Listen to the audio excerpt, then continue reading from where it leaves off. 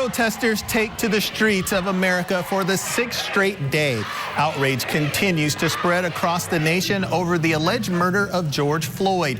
A Minneapolis police officer was seen kneeling on his neck for more than 8 minutes. Protests in Easton and Reading have been peaceful, but in Philadelphia and several other cities, cars and buildings have been set on fire and stores looted. The violence in part of Pennsylvania has Governor Tom Wolf declaring an emergency.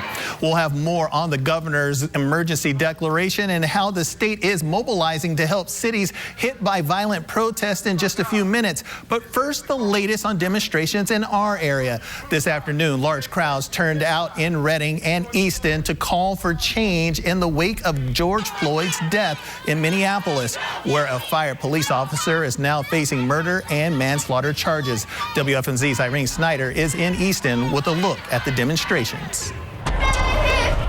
George Floyd, a name that continues to ring out nationwide, has millions now seeking justice. Every life matters regardless of who we are.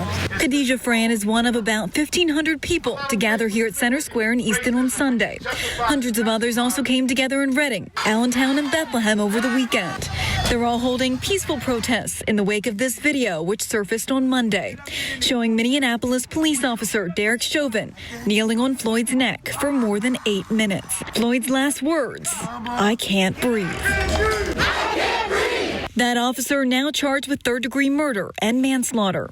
Worries me all the time. I have a son who's a black man who I worry about all the time what's going to happen to him. While outrage over the death of George Floyd has sparked violence across the country and in the state, protesters here in Easton say their main purpose is not revenge, but to make sure that their voices are heard. Leon Chandler grew up in the 60s, back when the last of the Jim Crow laws were still in place. Where I grew up, there was a skating rink right across the street from me, and I saw colored night and white night. I lived through part of that.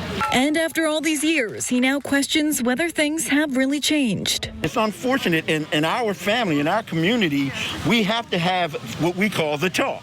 You know, if the police pull you over, be compliant. Don't make any rash moves, you know, because it could cost them their lives. His hope is to inspire others to be a part of the change that we all need in this country. We need to sit down and talk with one another and understand each other's perspective. The Bible tells us wisdom is the principal thing, so get wisdom, and in all of your getting, get understanding. Irene Snyder, 69 News.